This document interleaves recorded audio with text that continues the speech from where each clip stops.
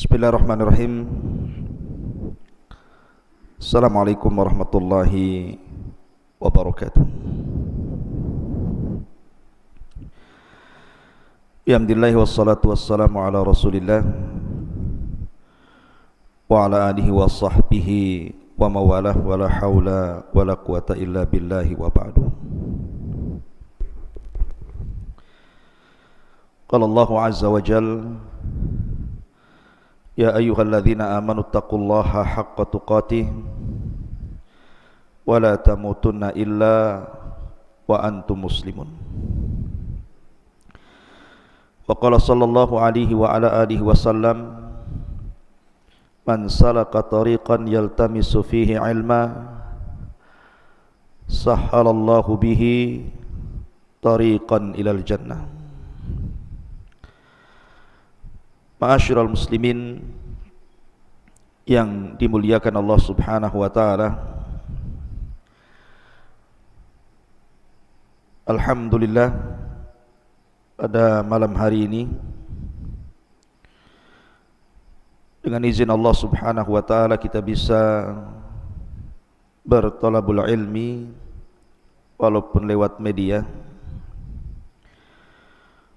Dan ini kenikmatan yang Allah Subhanahu wa taala anugerahkan kepada kita, karena tidak ada sesuatu yang lebih mulia setelah melaksanakan kewajiban Allah Subhanahu wa taala melebihi talabul ilmi.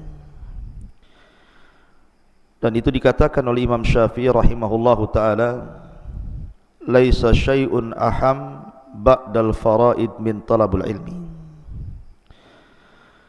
Tidak ada sesuatu yang istimewa setelah melaksanakan kewajiban Allah Subhanahu wa taala melebihi menuntut ilmu. Maka di malam hari ini kita akan kembali mengangkat topik bicara tentang kelanjutan kisah Nabi Allah Sulaiman alaihi salatu wassalam. Kita sudah singgung tentang beberapa kisah sebelumnya, di mana kita sudah menjelaskan sedikit tentang kisah seputar Nabi Allah Daud alaihi salatu wassalam.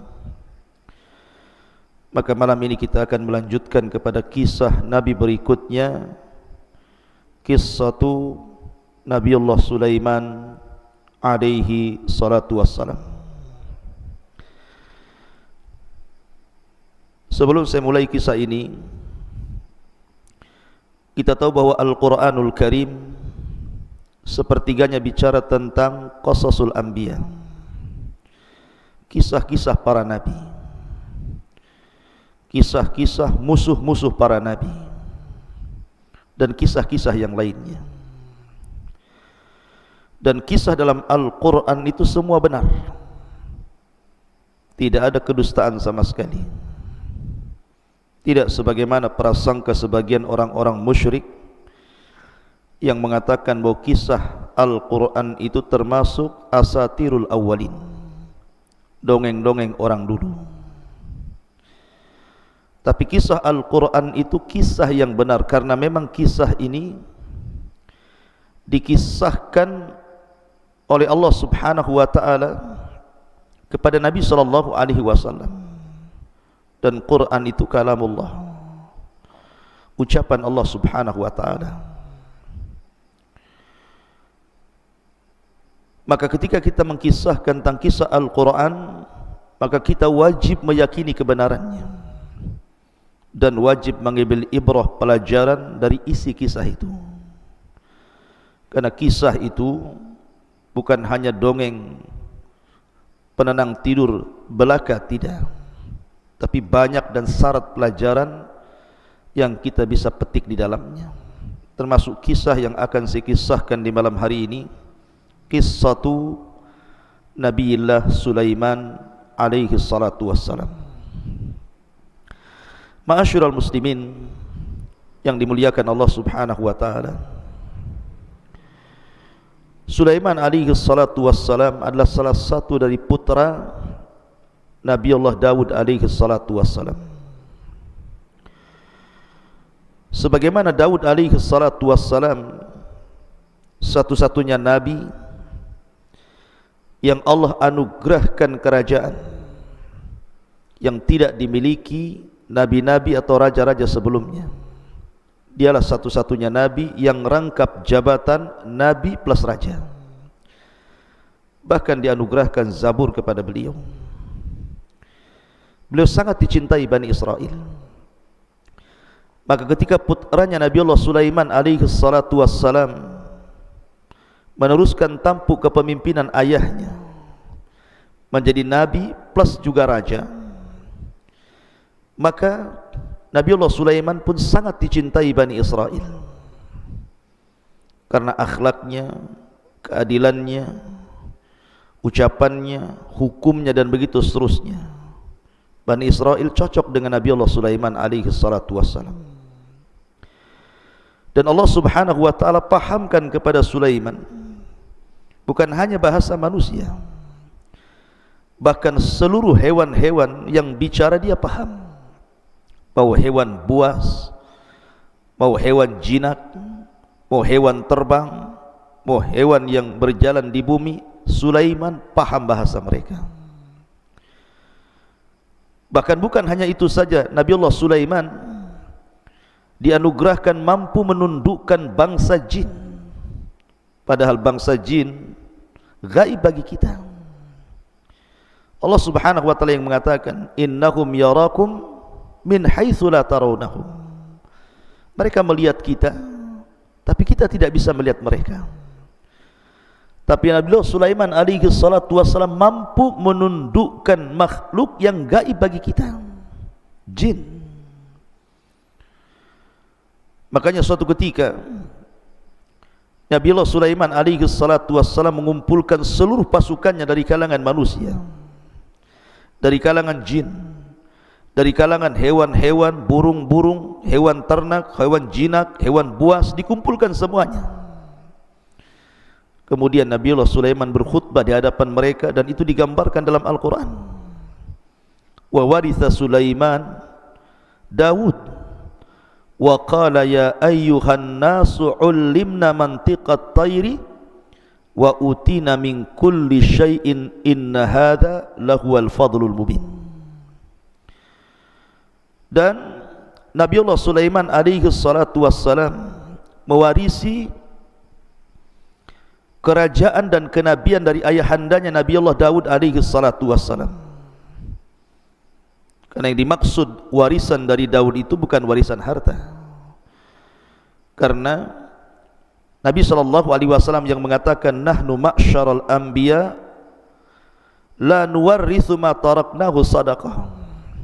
Kami semua para nabi, kata Rasul, tidak mewariskan harta. Semua harta kami adalah sedekah.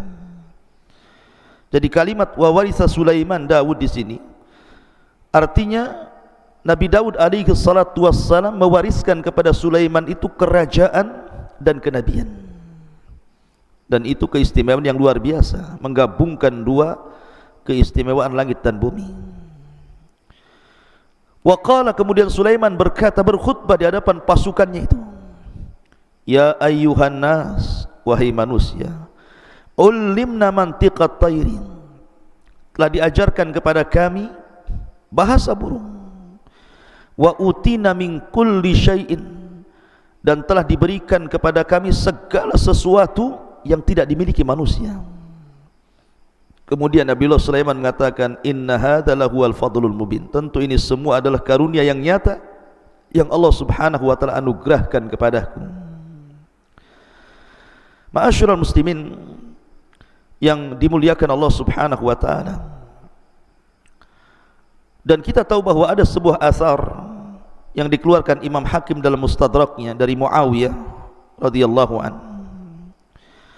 Beliau mengatakan, Malikul ardi arba'atun, raja yang pernah menguasai sebagian besar dunia itu cuma ada 4. Sulaiman ibn Daud, kemudian Dzulqarnain, kemudian Bukhtun Nasr, kemudian Namrud. Itulah 4 raja yang pernah menguasai sebagian besar dunia. Dan para ulama mengatakan la syakka fi anna a'zamahum hukman alal itlaq kana Sulaiman. Dan dari 4 raja yang pernah menguasai sebagian besar dunia, yang paling besar kekuasaannya secara mutlak adalah Nabiullah Sulaiman alaihi salatu wassalam, dibandingkan Dzulqarnain ataupun Bukhtun Nasr ataupun Namrud di zaman Nabiullah Ibrahim alaihi salatu wassalam. Ma'asyiral muslimin yang dimuliakan Allah Subhanahu wa taala. Dan Nabiullah Sulaiman alaihi salatu wassalam itu punya aturan ketika mentertibkan tentara-tentaranya. Maka dia memiliki aturan yang sangat ketat,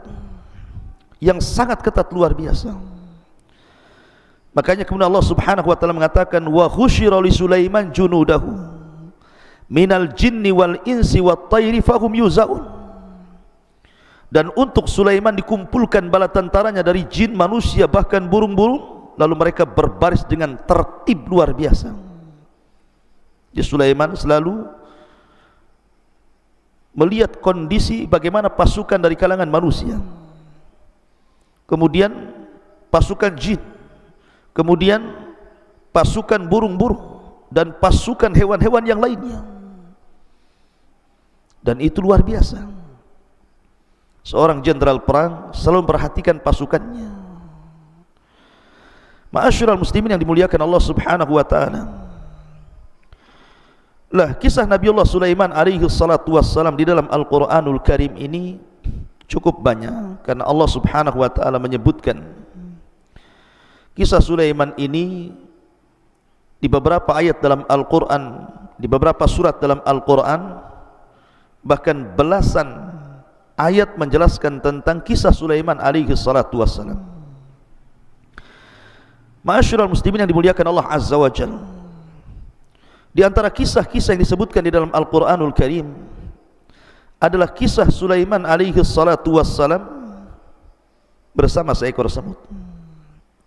Dan itu disebutkan di dalam suratul Naml.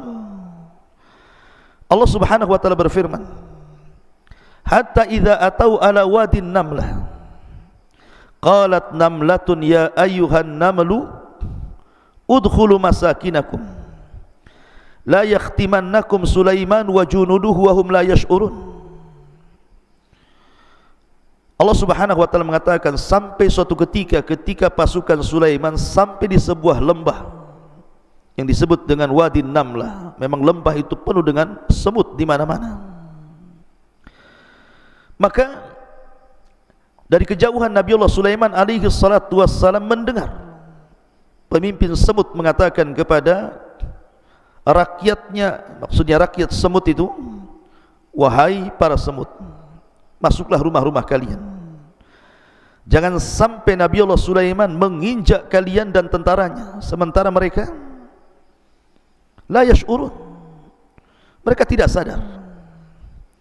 Lihat bagaimana semut ini juga beradab kepada Nabiullah Sulaiman dan juga tentaranya. Maka mendengar bagaimana semut ini sangat berakhlak dan beradab, tidak suudzon kepada Sulaiman dan pasukannya, dan mengatakan wahum la yash'urun, maka Sulaiman pun takjub dan kemudian tersenyum. Allah katakan fatabassama dhahikam min qauliha, maka Sulaiman pun tersenyum kepada ucapan sang raja semut kepada masyarakat semut itu. Wa qala, dan dia mengatakan rabbi auzi'ni an ashkura ni'mataka allati an'amta alai wa ala walidai wa an a'mala salihan tardah wa adkhilni bi rahmatika fi ibadika salihin. Ya Rabb, anugerahkan kepadaku agar aku bisa bersyukur akan nikmatmu yang telah kau anugerahkan kepadaku. Nikmat bisa paham dengan bahasa-bahasa binatang yang tidak diberikan kepada para nabi baik sesudah dan sebelumnya, dan juga bersyukur kepada kedua orang tuaku karena sudah mewarisi kerajaan dan juga kenabian. Nabi Allah Daud alaihi salatu wassalam, dan agar aku bisa beramal saleh yang kau ridhai, dan kau masukkan aku dengan rahmatmu termasuk hamba-hambamu yang saleh. Subhanallah. Jarang sekali orang yang Allah anugerahkan nikmat yang banyak bersyukur kepada Allah Azza wa Jalla. Terkadang baru diberikan harta saja orang sudah melampaui batas. Kalla innal insana la yatgha an ra'ahu istaghna. Ma'asyiral muslimin yang dimuliakan Allah Subhanahu wa taala, di sini ada faedah yang sangat besar. Dalam syariat orang dulu, maksudnya para nabi yang dulu itu, seseorang boleh saja membunuh semut. Seperti yang terjadi pada salah seorang Bani Israel, nabi dari nabi-nabi Bani Israel, disebutkan dalam sebuah hadis, qarasat nabiyan minal anbiya'i namlah fa amara bi qaryatin namli fa ahrakat fa auhallahu ilaihi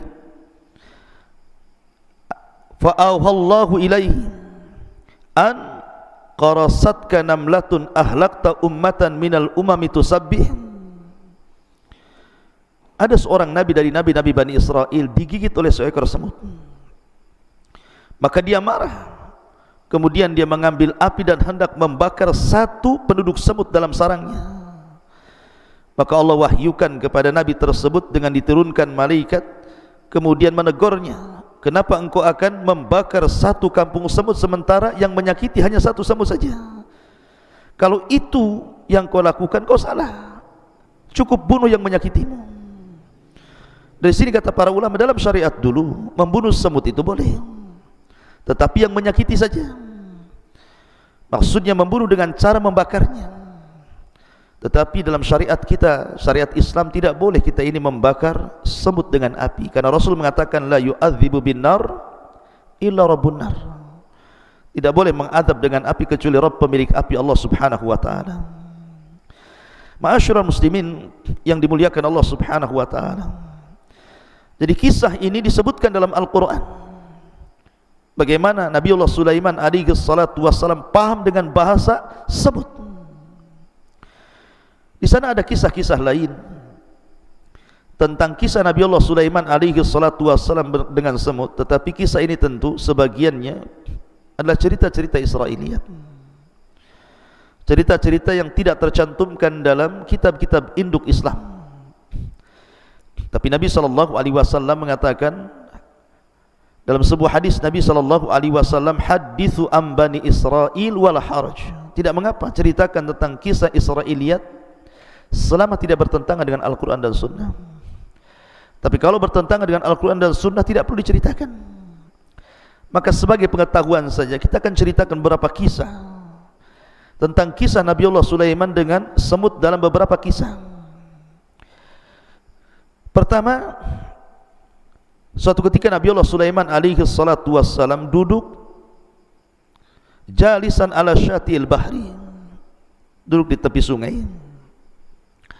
Tiba-tiba dia melihat semut membawa habbah qamhin.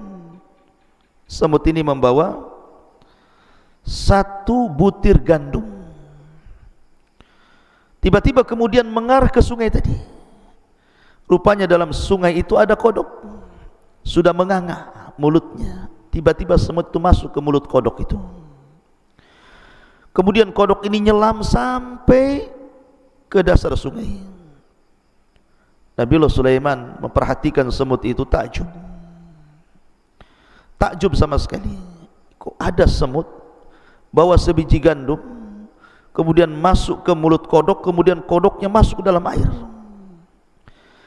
Kemudian setelah 1 jam Nabi Allah Sulaiman perhatikan, tiba-tiba kodok itu muncul lagi, kemudian menganga kembali, semutnya keluar dari mulut kodok itu.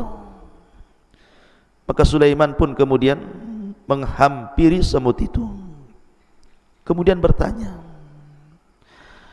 Kata Nabi Allah Sulaiman alaihi salatu wassalam kepada semut itu, dari mana kau pergi membawa satu butir gandum itu? Kau masuk ke mulut kodok, kemudian kau nyelam bersama kodok, kemudian kau muncul lagi ke permukaan. Maka dia mengatakan, ya Nabi Allah, inna fi qa'ril bahri alladhi tarah sakhratun mujawwafah wa fi jawfiha dudatun amya wa qad khalaqaha Allah Ta'ala hunalik. Wahai Nabiullah Sulaiman, di dasar sungai itu ada sebuah batu yang berongga di dalamnya. Di dasar batu itu ada dud, semacam ulat, dan dia buta, tidak bisa melihat dan tidak bisa memberikan rizki, tidak bisa mampu mencari rizki. Maka Allah Subhanahu wa ta'ala wahyukan kepadaku agar aku memberikan perantara rizkinya, karena dia tidak sanggup mencari rizki. Dan kodok itulah sebagai wasilah menghantarkan diriku untuk memberi makan ulat yang dalam dasar sungai itu. Dan alhamdulillah air itu tidak memadaratkan diriku, sampai aku mampu untuk memberi makan dud tersebut. Kemudian Nabi Sulaiman bertanya pada sang semut itu, wahal sami' laha min tasbihah, apakah engkau mendengar bahwa ulat yang buta yang ada dasar sungai itu bertasbih kepada Allah Subhanahu wa ta'ala? Maka sang semut mengatakan, ya. Innaha taqul, dia mengatakan, ya ma la tansani fi jawfi hadhihi as-sakhrati tahta hadhihi al-lujjah birizqika la tansa ibadaka al-mu'minin birahmatika. Maka dia mengatakan, wahai zat yang tidak pernah melupakan diriku, yang berada di rongga batu di bawah sungai ini, berikan rizki kepadaku dengan rahmatmu. Maka Nabiullah Sulaiman takjub dengan kisah ini. Bagaimana dud, semacam ulat di dalam sungai, dalam batu yang berongga itu bisa bertasbih kepada Allah Subhanahu wa ta'ala. Dan ini membenarkan firman Allah Subhanahu wa ta'ala dalam surah Al-Isra ayat 44, tusabbihu lahu as-samawatu sab'u wal ardu wa man fihin wa im min syai'in illa yusabbihu bihamdi walakin la tafqahuna tasbihahum. Dan segala sesuatu itu sumber tasbih dengan memujinya, akan tetapi kalian tidak paham tasbih mereka. Makhluk Allah bertasbih. Ma'asyiral muslimin yang dimuliakan Allah Azza wa Jalla, sekali lagi kisah ini kisah Israiliyat, tidak terdapat dalam kitab-kitab sunnah, hanya sebagai pengetahuan saja. Kemudian kisah yang kedua masih kisah Israiliyat. Jadi suatu ketika Nabiullah Sulaiman alaihi salatu wassalam berjumpa dengan seekor semut. Kemudian Nabi Sulaiman bertanya kepada semut itu, kam yakfika minat ta'am fil amil wahid, berapa lama kau bisa bertahan dalam setahun dari makanan yang Allah rizkikan kepadamu?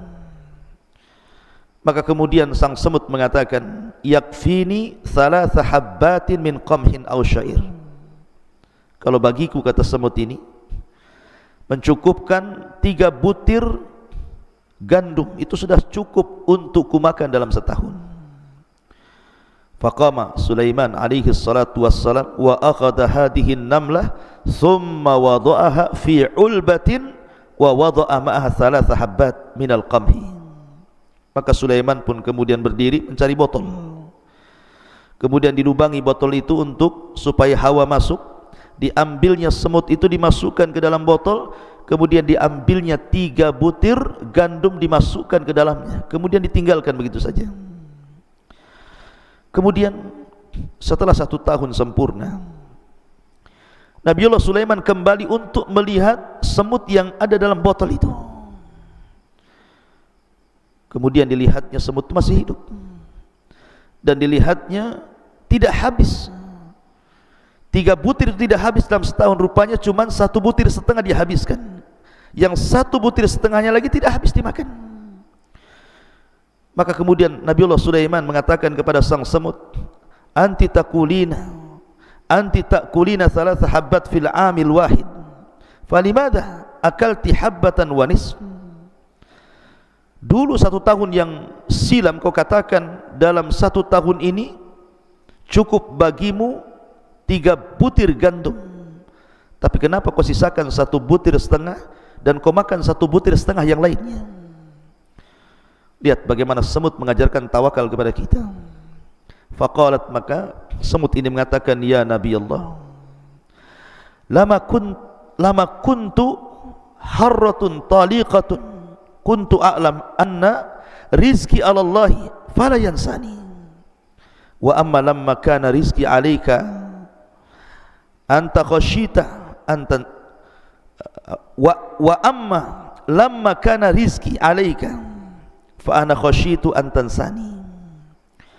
Maka sang semut mengatakan, wahai Nabi Allah, ketika aku tidak berada dalam botol itu, aku bebas kemana-mana, maka aku tahu rizkiku ada pada tangan Allah Azza wa Jalla, dan Allah tidak mungkin melupakan diriku. Ya, karena Allah mengatakan, wa ma min dabatin fil ardi illa 'ala Allah rizquha. Tidak ada binatang yang melata di permukaan bumi ini kecuali ada rizkinya masing-masing dari Allah Subhanahu wa taala. Akan tetapi ketika kau masukkan aku ke dalam botol, maka aku tahu rizkiku ditanggung dirimu, karena aku tidak bebas mencari rizki kemana-mana, aku tidak bisa keluar dari botol ini.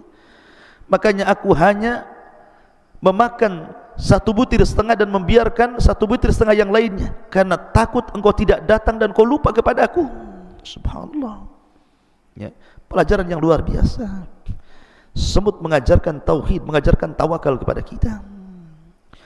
Ma'asyiral muslimin yang dimuliakan Allah Azza wa Jalla. Kemudian juga kisah yang lainnya, ketika Nabi Allah Sulaiman alaihi salatu wassalam ditimpa kaumnya dengan paceklik yang berkepanjangan, tanah sudah retak, kering, kelontang, tidak ada hujan. Maka Nabi Allah Sulaiman mengajak pasukannya untuk istisqa, meminta hujan kepada Allah Azza wa Jalla. Berangkatlah mereka ke tanah lapang, dan Sulaiman bergerak duluan. Rupanya Nabi Allah Sulaiman melihat banyak semut yang terlentang mengarah ke langit, seolah-olah berdoa meminta hujan. Maka Nabi Allah Sulaiman alaihi salatu wasallam mengatakan kepada pasukannya, irji'u ila buyutikum qad kufikum bidu'ain namlah. Kembali ke rumah-rumah kalian.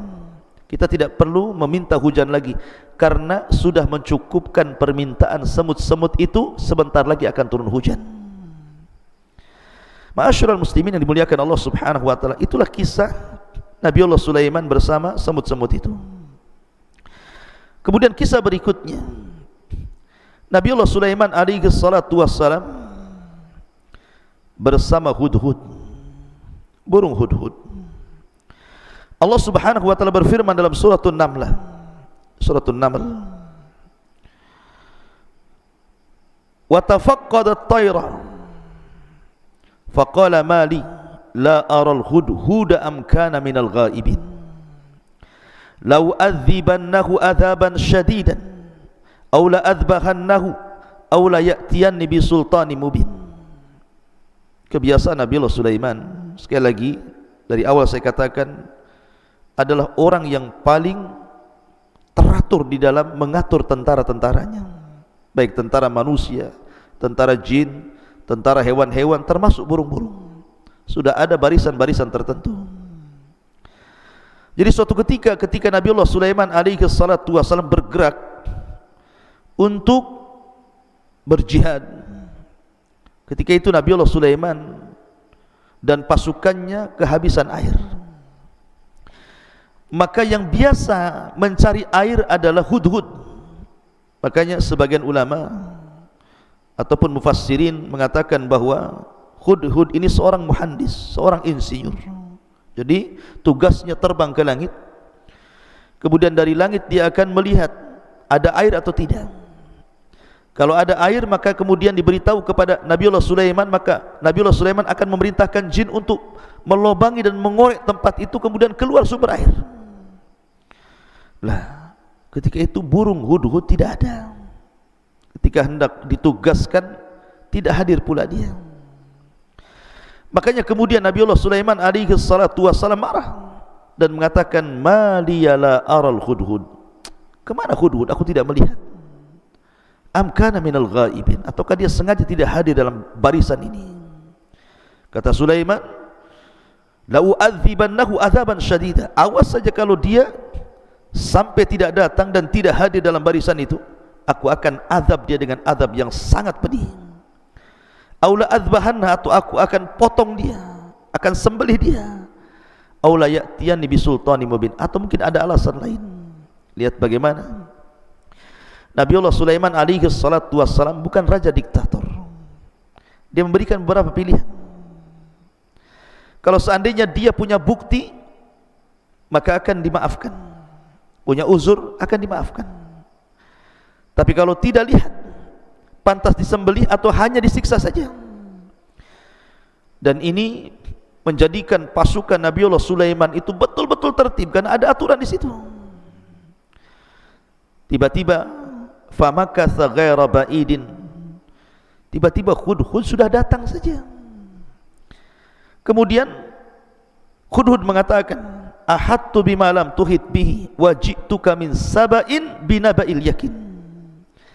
Dia mengatakan, ya Nabiullah Sulaiman, aku mengetahui pengetahuan yang kau tidak ketahui, dan aku baru saja datang dari sebuah negeri Saba dengan berita yang sangat meyakinkan. Bayangkan, negeri Saba itu di mana? Di Yaman. Sementara Nabiullah Sulaiman dan pasukannya ada di Palestina. Menunjukkan bahwa Allah anugerahkan kepada Hudhud ini mampu terbang dengan cepat. Tentu Hudhud di zaman Sulaiman berbeda dengan Hudhud di zaman sekarang. Mampu dia terbang ke dari Palestina ke Yaman, balik lagi ke Palestina. Kemudian dia bercerita apa yang ia lihat dari kerajaan itu. Inni wajadtu imra'atan tamlikuhum wa utiyat min kulli syai'in walaha arsun azim. Wahai Nabiullah Sulaiman, aku mendapati raja negeri Saba ini bukan laki-laki tapi perempuan, dan diberikan segala sesuatu, dan dia memiliki singgasana yang sangat besar. Akan tetapi wajadtuha wa qaumaha yasjuduna lisyamsi min dunillah. Tapi sayang, aku melihat kaumnya, mereka tidak menyembah Allah, mereka menyembah matahari. Wa zayyana lahumus syaitan a'malahum, dan syaitan telah menghiasi amal-amal mereka. Fasaddahum anis sabil fahum la yahtadun, sehingga terputus dari jalan Allah dan mereka tidak dapat hidayah. Ma'asyiral muslimin yang dimuliakan Allah Subhanahu wa taala. Akhirnya Nabi Sulaiman pun diceritakan tentang apa yang dilihat Hudhud terhadap raja atau Malikus Saba, Raja Balqis yang menguasai kerajaan Saba. Tetapi Nabiullah Sulaiman alaihi salatu wassalam tidak langsung membenarkan kabar itu. Maka dia mengatakan, qala sananzur asadaqta am kunta minal kadhibin. Tunggu dulu, kabar kamu ini benar atau salah. Lihat bagaimana Sulaiman hendak tabayun. Kau ini membawa berita benar atau berita dusta.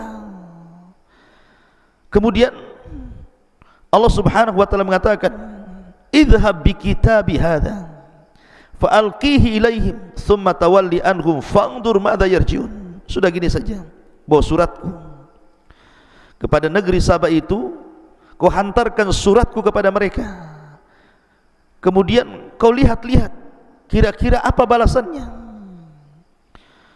Akhirnya kemudian setelah kemudian Nabiullah Sulaiman alaihi salatu wassalam menulis surat kemudian memberikan kepada Hudhud. Kemudian di antara isi surat itu, innahu min Sulaiman wa innahu bismillahirrahmanirrahim. Surat ini dari Sulaiman dengan menyebut nama Allah yang Maha Penyayang lagi Maha Pengasih. Alla ta'lu alayya wa'tuni muslimin. Jangan sampai kalian sombong kepadaku dan datanglah kepadaku dalam kondisi menyerahkan diri. Maka burung Hudhud ini pun membawa surat itu, akhirnya kemudian dijatuhkan di kerajaan Saba. Ma'asyiral muslimin yang dimuliakan Allah Azza wa Jalla, ketika surat itu sampai di kerajaan Saba dan diterima oleh ratunya, Ratu Balqis, maka Ratu Balqis membaca surat itu. Kemudian dia pun mengumpulkan para pembesarnya. Qalat ya ayyuhal mala'u aftuni fi amri ma kuntu qati'atan amran hatta tashhadun. Wahai para pembesar, berilah aku pertimbangan dalam perkaraku ini. Aku tidak pernah memutuskan sebuah perkara sebelum kalian hadir dalam majlisku. Kemudian datanglah para pembesar kerajaan Sabah ini dipimpin rapat Ratu Balqis secara langsung. Kemudian dibacakan surat daripada Nabiullah Sulaiman alaihi salatu wassalam. Tapi apa yang terjadi? Qalu, mereka mengatakan, nahnu ulu quwwatin wa ulu ba'shin syadid wal amru ilaiki fangdhuri madza ta'murin. Kita ini memiliki kekuatan besar, keberanian yang luar biasa untuk berperang. Kalau mereka, maksudnya Nabiullah Sulaiman, hendak perang, kita perang. Kita tunjukkan kekuatan kita kepada dia. Akan tetapi keputusan berada di tanganmu wahai sang ratu, maka pertimbangkanlah apa yang akan kau perintahkan. Jadi para pembesar itu maunya kekuatan dilawan kekuatan. Tetapi Ratu Balqis ini berakal. Qalat, dia mengatakan, innal muluk idza dakhalu qaryatan afsaduha wa ja'alu a'izzata ahliha adillah wa kadzalika yaf'alun. Sesungguhnya raja-raja apabila menaklukkan sebuah negeri perang,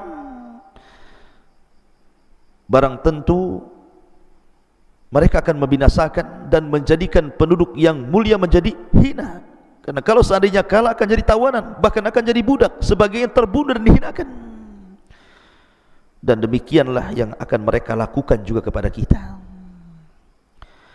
Akhirnya kemudian Balqis pun berfikir untuk memastikan apakah yang mengirim surat itu seorang nabi, betul-betul nabi, ataukah hanya gertak sambal saja, mungkin bahasanya. Kemudian dia mulai berfikir sampai mengatakan, wa inni mursilatun ilaihim bihadiyatin fanadhiratun bima yarji'ul mursalun. Dan sungguh aku akan mengirim utusan kepada mereka dengan membawa hadiah yang sangat besar, dan aku akan menunggu apa yang akan dibawa kembali oleh para utusan itu. Sudah gini saja, kita coba berikan hadiah kepada dia.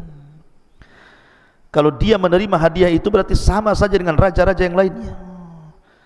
Tapi kalau dia menolak hadiah itu, ini bukan raja biasa, dia tidak menghendaki itu. Kemudian diutuslah beberapa orang pasukan dari Sabah menuju Palestina membawa hadiah yang sangat besar untuk diberikan kepada Nabiullah Sulaiman alaihi salatu wassalam. Falamma jaa Sulaiman qala atumiddunani bimalin fama atanillahu khairun mimma atakum bal antum bihadiyatikum tafrahun. Maka ketika para utusan itu menyampaikan kepada Nabiullah Sulaiman, Sulaiman berkata, apakah kamu akan memberikan harta kepadaku? Apa yang Allah berikan kepadaku jauh lebih baik dibandingkan apa yang Allah berikan kepada kalian. Tetapi kamu merasa bangga dengan hadiahmu. Kembalikan hadiah ini kepada ratumu. Kemudian Sulaiman mengancam dan mengatakan, irji ilaihim falana'tiyannakum bijunudin la kibala lahum biha walanukhrijannakum minha adillatan wahum saghirun. Kembalilah kalian kepada mereka, balik kalian ke kerajaan kalian.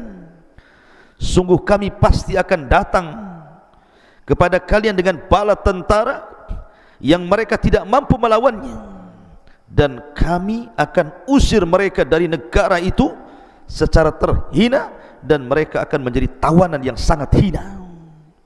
Diancam ya. Ma'asyiral muslimin yang dimuliakan Allah subhanahu wa ta'ala. Kemudian Nabiullah Sulaiman mulai membuktikan ancamannya. Dia kumpulkan semua pasukan-pasukan pilihannya. Kemudian Nabiullah Sulaiman berkhutbah di hadapan mereka. Qala ya ayyuhal mala'u ayyukum ya'tini bi arsyiha qabla an ya'tuni muslimin. Wahai para pembesar, siapakah di antara kamu yang sanggup membawa singgasana kepadaku sebelum mereka datang kepadaku menyerahkan diri? Maka pasukan khusus dari kalangan manusia, jin dan binatang, mereka pun menawarkan ide kepada Nabiullah Sulaiman. Qala ifritu minal jin ana atika bihi qabla an taquma min maqamik wa inni alaihi laqawiyyun amin. Ifrit dari kalangan jin mengatakan, akulah yang akan membawanya kepadamu sebelum engkau berdiri dari tempat dudukmu, maka sungguh aku adalah jin yang sangat kuat. Itu gampang. Serahkan tugas itu kepada aku, kata jin Ifrit. Biar aku yang memindahkan istana itu di hadapanmu sebelum kau berdiri. Subhanallah. Itulah kekuatan jin. Kemudian yang lain juga bangkit dan mengatakan, qala alladhi indahu ilmun minal kitab ana atika bihi qabla an yartad ilaika tarfuk. Seseorang yang mempunyai ilmu dari kita berkata, aku akan membawamu singgasana Raja Balkis kepadamu sebelum matamu berkedip. Maka Nabiullah Sulaiman memilih yang tercepat. Sebelum dia berkedip, istana itu sudah harus ada di hadapannya. Falamma ra'ahu mustaqirran indahu qala hadha min fadli rabbi liyabluwani aashkuru am akfur wa man syakara fa innama yashkuru nafsi wa man kafara fa inna rabbi ghaniyyun karim. Maka ketika betul-betul singgasana Balkis dipindah oleh orang yang Allah anugerahkan ilmu ini, maka Nabiullah Sulaiman alaihi salatu wasallam memuji Allah dan mengatakan, ini semua karunia yang Allah anugerahkan kepadaku. Allah hendak menguji diriku, apakah aku termasuk hamba Allah yang bersyukur ataukah menjadi hamba Allah yang kufur. Maka barang siapa yang bersyukur, sesungguhnya itu manfaat bagi dirinya. Tapi bagi siapa yang kufur, maka sesungguhnya Rabbku adalah zat yang maha kaya lagi maha karim, maha pemurah. Lihat bagaimana Nabiullah Sulaiman tidak lupa akan kuasa Allah, anugerah dari Allah subhanahu wa ta'ala. Ma'asyiral muslimin yang dimuliakan Allah azza wa jalla. Maka akhirnya Sulaiman pun ketika melihat istana itu sudah ada di hadapannya, Nabiullah Sulaiman ingin merubah istana Ratu Balkis itu, supaya ketika Ratu Balkis datang, dia tidak mengenali istananya, dirubah sedikit. Maka disebutkan Sulaiman berkata, ubahlah untuknya singgasananya. Kita akan lihat apakah dia Ratu Balkis mengenali istananya kembali ataukah tidak mengenali lagi. Falamma ja'at qila ahakada arsyuk qalat ka'annahu hu wa utina al-ilma min qabliha wa kunna muslimin. Maka ketika dia Balkis datang, ditanyakan kepada dia, lihat istana yang kau masuk ini serupa enggak dengan istanamu? Karena sudah dirubah sedikit masalahnya. Maka Balkis mengatakan seolah-olah iya, kayaknya ini istanaku. Tapi dia ragu-ragu. Dan dia Balkis pun berkata, kami telah diberikan pengetahuan sebelumnya dan kami adalah orang-orang yang berserah diri kepada Allah azza wa jalla. Subhanallah. Ma'asyiral muslimin yang dimuliakan Allah azza wa jalla. Ratu Balkis ini datang dengan pasukannya, ingin melihat apakah yang mengancam dirinya itu memang seorang nabi, seorang raja besar, memiliki pasukan dan istana yang luar biasa, ataukah hanya raja-raja biasa. Makanya dia datang dengan pasukannya. Jadi ketika dia masuk ke dalam istana Nabiullah Sulaiman alaihi salatu wassalam, di bawah istana itu ada sungai. Ketika dia masuk ke dalam istana itu, dia tidak sadar menyingkap pakaian sehingga nampak betisnya, disangka dia akan masuk ke dalam air di sungai itu. Dia tidak tahu bahwa sungai itu berada di bawah kaca. Kaca, kemudian di bawahnya sungai. Nampak ikan, nampak macam-macam di situ. Makanya ketika Nabiullah Sulaiman mengatakan qilalaha, dikatakan kepada Balqis, udkhuli, masuklah as-sarha, masuk ke dalam istana. Falamma ra'athu hasibathu lujjah wa kashafat an saqaiha qala innahu sarhun mumarradun min qawarir qalat rabbi inni zalamtu nafsi wa aslamtu ma'a Sulaiman lillahi rabbil alamin. Dikatakan kepada Ratu Balkis, masuklah ke dalam istana.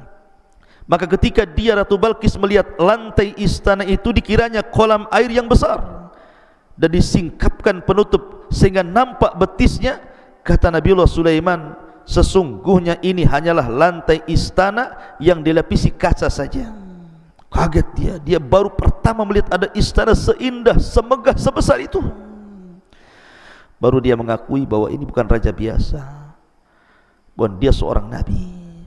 Makanya dia mengatakan, ya Tuhanku, sungguh aku telah berbuat zalim terhadap diriku, dan aku berserah diri bersama Sulaiman kepada Allah subhanahu wa ta'ala, Tuhan seluruh alam. Akhirnya Ratu Balqis beriman, dan seluruh masyarakat Sabah beriman kepada Allah subhanahu wa ta'ala lewat perantara Nabiullah Sulaiman alaihi salatu wassalam. Subhanallah. Lihat bagaimana terkadang Allah subhanahu wa ta'ala menghantarkan hidayah kepada manusia itu disebabkan oleh seekor burung. Sebab itulah maka Islam melarang untuk membunuh burung hudhud, karena sebab dia satu kerajaan beriman kepada Allah dan menyerahkan diri kepada Nabiullah Sulaiman alaihi salatu wassalam. Ma'asyiral muslimin yang dimuliakan Allah subhanahu wa ta'ala, itu di antara kisah Nabiullah Sulaiman bersama hudhud. Ada kisah yang lain yang menarik dari Nabiullah Sulaiman alaihi salatu wassalam. Disebutkan dalam sebuah surat As-Sad ayat 30 sampai 35 beberapa kisah juga tentang Nabiullah Sulaiman alaihi salatu wassalam. Di antaranya kisah Nabiullah Sulaiman bersama kuda. Allah subhanahu wa ta'ala berfirman, wa wahabna li Dawud Sulaiman ni'mal abdu innahu awwab id uridu alaihi bil asyi as-safinatul jiyad qala faqala inni ahbabtu hubbal khair an dhikri rabbi hatta tawarat bil hijab rudduha alayya fatafiqa massan bis su'i wal a'naq. Allah subhanahu wa ta'ala berfirman, dan kepada Nabi Daud kami karuniakan anak bernama Sulaiman. Dia adalah sebaik-baik hamba, sungguh dia sangat taat kepada Allah azza wa jalla. Tentu seorang orang tua dianugerahkan anak yang saleh, luar biasa bahagianya. Ingatlah ketika pada suatu sore dipertunjukkan kepada Sulaiman kuda-kuda yang jinak tetapi sangat cepat larinya. Maka dia berkata, sesungguhnya aku menyukai segala yang baik dari kuda itu, yang membuat aku ingat akan kebesaran Tuhanku sampai dia tidak sadar matahari mulai terbenam. Maka Sulaiman pun kemudian marah kepada kuda-kuda yang sudah melalaikan dia dari solat. Bawalah semua kuda-kuda itu kepadaku. Lalu dia mengusap-ngusap kaki dan leher kuda tersebut. Ada sebagian ahli tafsir mengatakan bahwa Nabiullah Sulaiman alaihi salatu wassalam dicintakan dengan kuda karena dia memang suka berjihad, berperang. Maka dia suka dengan kuda-kudanya Sulaiman itu banyak, ribuan ya. Karena itu bagian daripada pasukannya. Jadi suatu sore Nabi Sulaiman sedang membariskan kuda-kuda itu, karena kesukaan dia kepada kuda yang baik gitu ya. Dia bariskan kuda-kuda itu, tidak sadar kalau seandainya ketika dia membariskan kuda-kuda itu kemudian mengusap satu persatu, merapihkannya, rupanya dia dilupakan dari solat di waktu petang, solat sebelum terbenam matahari. Ketika kemudian matahari terbenam diingatkan bahwa dia belum solat. Akhirnya dia marah sama kuda-kuda itu. Kemudian dia meminta agar kuda-kuda itu didekatkan kepadanya dan dia sembelih semua kudanya, karena disebabkan sudah melalaikan dia dari solat sebelum terbenam matahari. Subhanallah. Bagaimana Nabiullah Sulaiman alaihi salatu wassalam tidak mau ada hal-hal yang menyebabkan lalainya dia beribadah kepada Allah azza wa jalla. Banyak di antara kita sudah tahu perkara itu melalaikan, masih juga kita lakukan. Sudah tahu pekerjaan itu bisa melalaikan dari zikir kepada Allah, masih juga kita kerjakan. Tapi lihat, ini pelajaran besar dari Nabiullah Sulaiman alaihi salatu wassalam. Karena kuda-kuda itu, walaupun Sulaiman sangat cinta dengan kuda-kuda itu, karena melalaikan dari ibadah kepada Allah, disembelih semuanya, disedekahkan kepada fuqara wal masakin. Dari sini akhirnya Allah subhanahu wa ta'ala gantikan kepada Sulaiman yang jauh lebih baik daripada kuda-kuda itu. Apa? Allah tundukkan angin kepadanya. Jadi biasanya dia menunggang kuda yang sangat cepat gitu ya. Akhirnya Allah ganti dengan menunggang angin, sehingga dia bisa merintahkan angin itu kemana saja dia sukai. Makanya Kemudian Nabi Sulaiman alaihi salatu wassalam setelah menyembelih kuda-kudanya, dan dia tidak punya tunggangan lagi karena semua disembelih dan disedekahkan kepada fuqara wal masakin, sebagai gantinya Allah tundukkan angin sebagai kendaraannya. Dan anehnya setiap Nabiullah Sulaiman naik angin itu tidak membuat dia jatuh, dia bisa terbang sesuka dia. Ma'asyiral muslimin yang dimuliakan Allah subhanahu wa ta'ala. Dan itu ada kaidah dalam Islam, sebagaimana sabda Nabi SAW, man taraka syai'an lillahi awwadallahu khairan minhu. Barang siapa yang meninggalkan sesuatu karena Allah, maka Allah ganti sesuatu itu yang jauh lebih baik lagi. Subhanallah. Ma'asyiral muslimin yang dimuliakan Allah subhanahu wa ta'ala. Itulah kisah Nabi Allah Sulaiman bersama kuda. Tetapi sebagaimana manusia yang lain, Sulaiman juga terfitnah. Dia manusia sama dengan kita, tetapi Allah anugerahkan kepada dia kelebihan berupa kerajaan dan kenabian. Apa fitnahnya?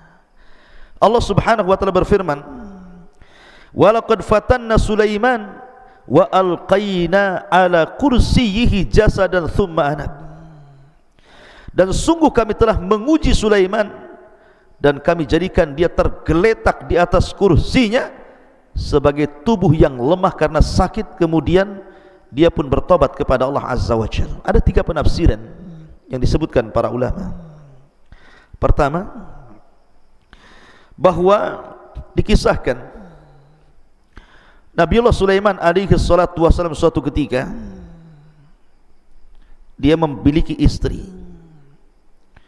tapi tanpa sepengetahuan istri yang satu ini,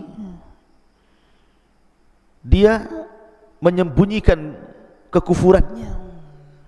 Tapi memang wanita cantik, Sulaiman suka dengan istri ini. Jadi kebiasaannya Nabiullah Sulaiman ini kalau masuk ke dalam kamar mandi hammam, maka dia mencopot cincinnya, kemudian disuruh memegangnya. Setelah keluar dari kamar mandi, kemudian diambil lagi cincinnya. Allah takdirkan datang syaitan menyerupai Sulaiman, kemudian meminta cincin itu. Karena dia tidak tahu itu adalah jelmaan daripada jin, dikasihkan pula cincin itu kepada jin tadi. Padahal kekuasaan Nabiullah Sulaiman dalam menundukkan perkara-perkara itu ada di cincin itu. Akhirnya kemudian ketika dia memakai cincin itu, kemudian dia naik ke singgasana Sulaiman, kemudian dia berduduk. Dia memerintahkan masyarakat Sulaiman, jin ini itu, tetapi aneh karena tidak sebagaimana hukum yang selalu diperintahkan Nabi Sulaiman. Ini agak aneh, banyak diingkari oleh masyarakat Nabiullah Sulaiman alaihi salatu wassalam. Ya, karena itu bukan Nabiullah Sulaiman, itu jelmaan jin. Akhirnya Sulaiman pun dia datang dan mengatakan, saya lah Sulaiman, bukan dia. Tapi orang-orang jin-jin dan juga pasukan-pasukan dari kalangan binatang tidak percaya, karena tidak memiliki cincin, dan cincinnya ada pada jin yang menyerupai Sulaiman itu. Dari situlah kemudian Nabiullah Sulaiman berusaha untuk mengambil kembali. Ada yang mengatakan selama 40 hari baru dia berhasil mengambil cincinnya kembali dan mengembalikan singgasananya. Ini satu penafsiran. Penafsiran yang kedua, dan tentu ini kisah Israiliyat ya. Penafsiran yang kedua, bahwa Nabiullah Sulaiman alaihi salatu wassalam suatu ketika pernah bersumpah. Jadi dia itu kan memiliki banyak istri, 100 istri. Dia bersumpah dalam satu malam itu dia hendak menggauli 100 istrinya, dan dia bercita-cita dari 100 istrinya hamil, dan semuanya terlahir sebagai para mujahidin fi sabilillah. Itu cita-citanya. Dia ingin menggauli dalam satu malam semua istrinya, kemudian hamil, kemudian melahirkan semua anak laki-laki, dan semua menjadi para mujahidin. Itu keinginannya. Tetapi Nabiullah Sulaiman dilupakan mengucapkan insyaallah. Maka dia gilir seluruh istrinya, 100 istri itu dalam satu malam. Rupanya tidak ada satupun yang hamil, kecuali satu orang. Itu pun saat melahirkan separuh manusia dan separuh bukan, karena tidak punya kaki. Maka Nabi Sulaiman alaihi salatu wassalam diuji agar dia jangan memastikan sesuatu kecuali setelah mengucapkan insyaallah. Kemudian penafsiran yang ketiga, suatu ketika Nabi Sulaiman sakit sehingga tidak bisa bangkit dari tempat pembaringannya menuju singgasananya. Akhirnya kemudian ada syaitan duduk di singgasananya. Dan itu fitnah bagi Nabi Sulaiman alaihi salatu wassalam yang Allah Subhanahu wa taala firmankan dalam surat ini, walaqad fattanna Sulaiman wa alqaina ala kursiyihi jasadan thumma anab. Dan sungguh kami telah menguji Nabi Sulaiman dan kami jadikan dia tergeletak dalam kursinya sebagai tubuh yang lemah karena sakit, kemudian dia baru bertobat, mengakui kesalahannya. Ma'asyiral muslimin yang dimuliakan Allah Subhanahu wa taala. Kemudian juga Allah Subhanahu wa taala juga menceritakan doa Nabi Sulaiman alaihi salatu wasallam setelah tragedi fitnah itu, qala rabbighfirli wa habli mulkan la yanbaghi li ahadin min ba'di innaka antal wahhab. Ya Allah, ampunilah akan dosa-dosaku dan anugerahkan kepadaku kerajaan yang tidak dimiliki siapapun setelahku. Sungguh engkaulah yang maha pemberi segala nikmat yang kau anugerahkan kepadaku. Dalam sebuah hadis dari Abi Hurairah radhiyallahu an, jadi suatu ketika Ifrit dari kalangan jin pernah mengganggu Rasul dalam salat. Maka Nabi SAW kemudian menangkap leher Ifrit itu, kemudian mencekiknya sampai akhirnya keluar air liurnya dan jatuh ke tangan Rasul, dan Rasul merasakan rasa dingin dari liur jin Ifrit itu. Kalau ada yang mengatakan bukankah jin terbuat dari api, kenapa liurnya dingin? Kita katakan yang terbuat dari api itu asal penciptaan jin, sebagaimana Adam dari tanah, tetapi anak turunannya tidak kan ya.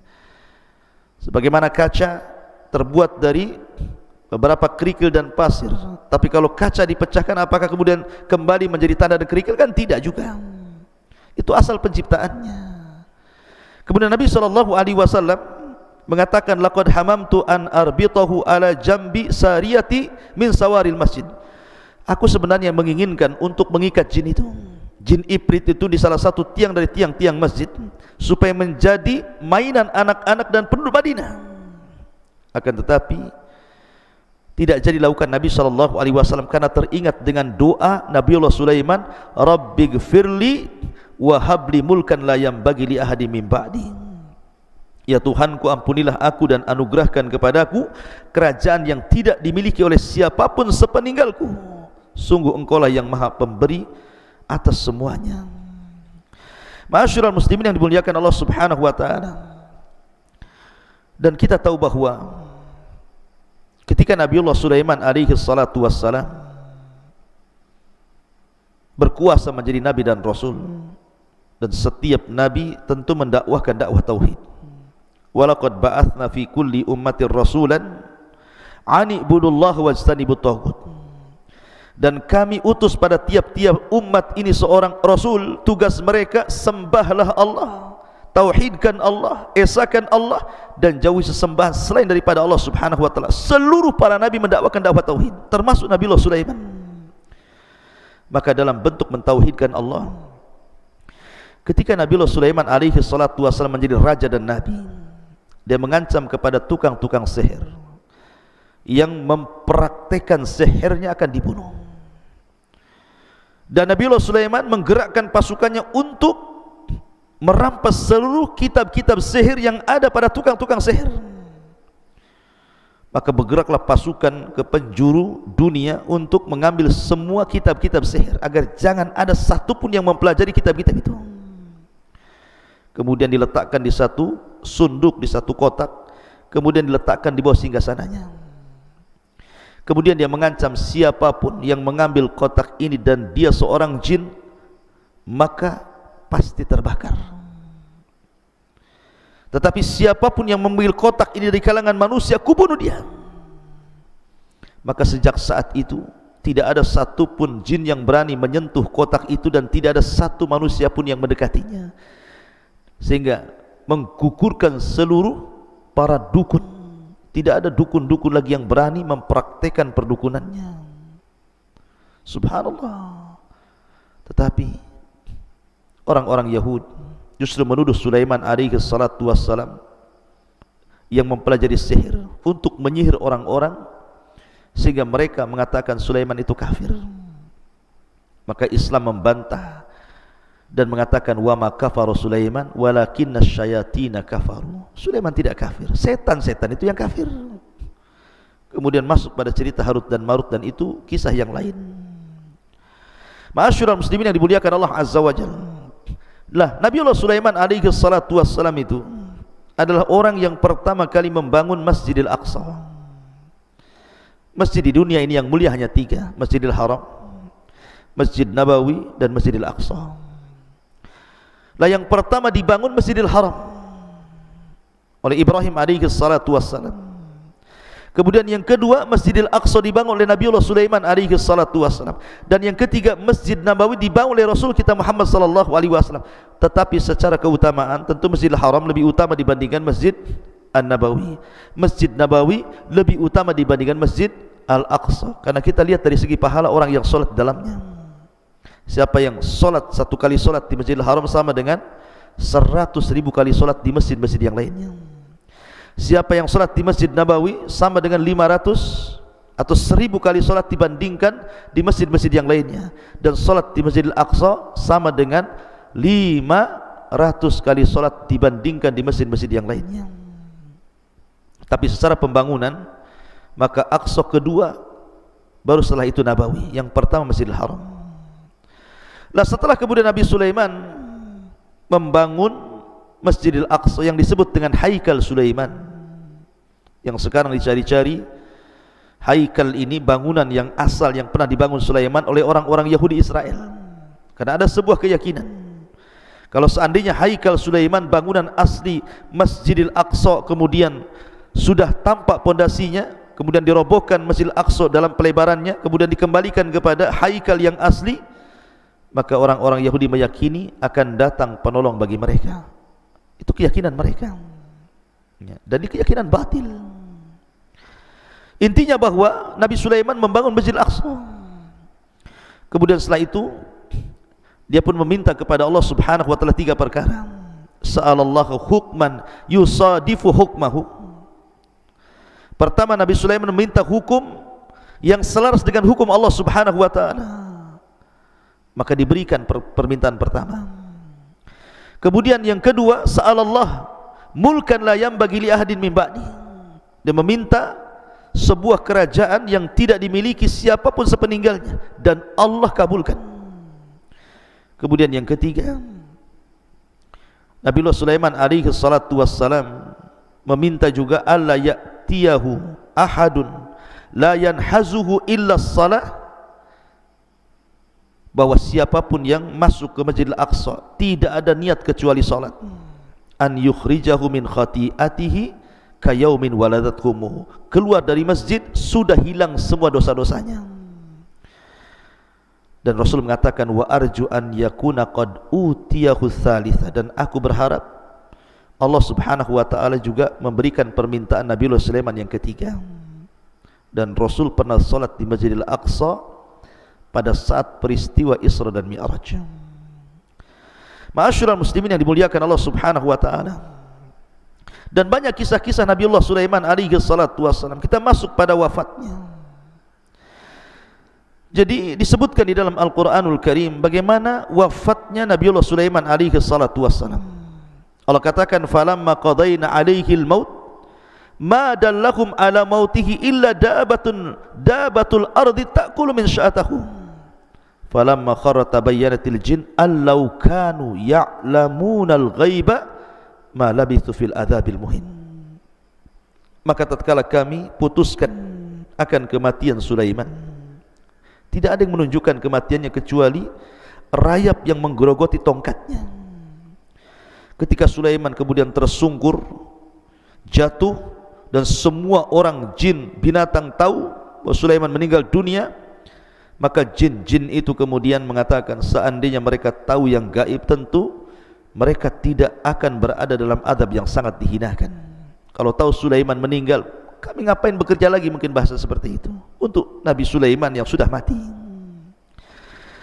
Jadi ada yang mengatakan bahwa Nabiullah Sulaiman alaihi salatu wassalam di akhir hayatnya selalu menyendiri di Baitul Maqdis yang sudah dibangunnya, dan beliau tidak pernah keluar dari mihrabnya berhari-hari.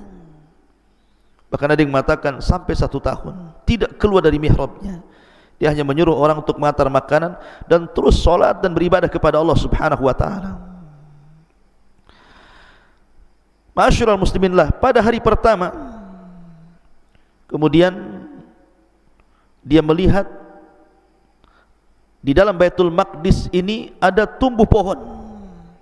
Kemudian dia memandangi pohon tersebut dan berkata, siapa namamu? Jadi berkata kepada pohon, siapa namamu? Maka pohon itu mengatakan, namaku ini. Jauh pohon itu. Kemudian Nabi Sulaiman alaihi salatu wassalam mengatakan, melihat pohon yang lain, kamu siapa namanya dan apa fungsimu? Maka pohon ini mengatakan, aku namanya si ini dan fungsiku sebagai obat-obatan. Lalu pada akhirnya Nabi Sulaiman melihat satu pohon yang tumbuh. Kemudian ketika ditanya siapa namamu, dia mengatakan Khurubah. Khurubah itu artinya pohon perusak. Lalu Nabi Sulaiman bertanya, siapa namamu? Dia mengatakan, saya Khurubah, pohon yang akan merusak. Maka Sulaiman terkejut ketika melihat jawaban pohon itu, dan dia mengatakan, apa maksudnya perusak? Maka dia mengatakan, aku tumbuh untuk merusak masjid ini dan juga akan merusak kekuasaanmu. Dari situ Sulaiman terkejut, kemudian mencabut pohon itu, kemudian menanam di dinding miliknya. Tiba-tiba kemudian Sulaiman masuk ke mihrab, berdiri salat dengan memegang tongkatnya. Rupanya di saat itulah Nabiullah Sulaiman didatangi malakul maut, kemudian dicabut nyawanya sementara dia sedang memegang tongkatnya. Dan kita tahu seorang nabi itu kematiannya dijaga oleh Allah Azza wa Jalla, tidak mungkin dimakan bumi, sehingga jasadnya utuh seperti itu, memegang tongkat berhari-hari, berbulan-bulan, sampai genap 1 tahun, dia mengatakan 2 tahun, karena memang masjid itu masih berlantaikan tanah, tentu banyak rayap. Maka rayap itu kemudian menggerogoti dari bawah tongkat Sulaiman, kemudian makin atas, maka sampai kepada tongkat yang paling ujung yang dipegang Nabiullah Sulaiman. Ketika sudah tidak lagi bertelekan dengan tongkat itu, dia pun roboh. Maka manusia tahu, jin tahu, hewan-hewan tahu bahwa Nabiullah Sulaiman alaihi salatu wassalam sudah meninggal dunia. Falamma qadayna alaihi al-maut ma dallahum ala mautihi illa dabatul ardh ta'kulu min sa'atahu. Maka tatkala kami putuskan kematian kepada Nabiullah Sulaiman, tidak ada yang menunjukkan akan kematiannya kecuali rayap-rayap bumi yang memakan tongkatnya. Subhanallah, dia meninggal saat solat dicabut rohnya. Begitulah pelajaran, jangan sampai kita meninggal kecuali atas ibadah kepada Allah subhanahu wa ta'ala. Karena itu alamat dari husnul khatimah. Jangan sampai kita meninggal di tempat-tempat maksiat atau sedang bermaksiat kepada Allah Azza wa Jalla. Tetapi sekali lagi, riwayat ini tentu riwayat Israiliyat, maka kita hanya memegang kepada zahir daripada ayat Al-Quran.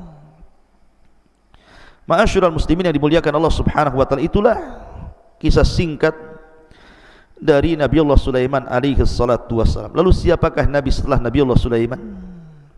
Bagaimana kondisi Bani Israel setelah wafatnya Sulaiman? Karena kita tahu bahwa jaya-jayanya Bani Israel itu ketika tampuk kepemimpinan dipegang oleh ayahnya Sulaiman, Daud alaihi salatu wassalam, dan yang paling kuat di zaman Nabiullah Sulaiman alaihi salatu wassalam. Apa yang terjadi setelah wafatnya Sulaiman?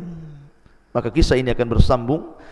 Semoga Allah subhanahu wa ta'ala memberikan kesabatan kepada kita, istiqamah kepada kita untuk tetap mempelajari Al-Quran, sunnah Nabi SAW, sehingga bisa lebih mendekatkan diri kepada Allah subhanahu wa ta'ala. Lewat kisah para Nabi dan Rasul kita ambil dan petik pelajaran yang berharga, karena sekali lagi bahwa kisah-kisah dalam Al-Quran semua benar dan tidak ada yang dusta. Subhanakallah bihamdika asyhadu an la ilaha illa anta astaghfiruka wa atubu ilaik. Allahu ta'ala. Assalamualaikum warahmatullahi wabarakatuh.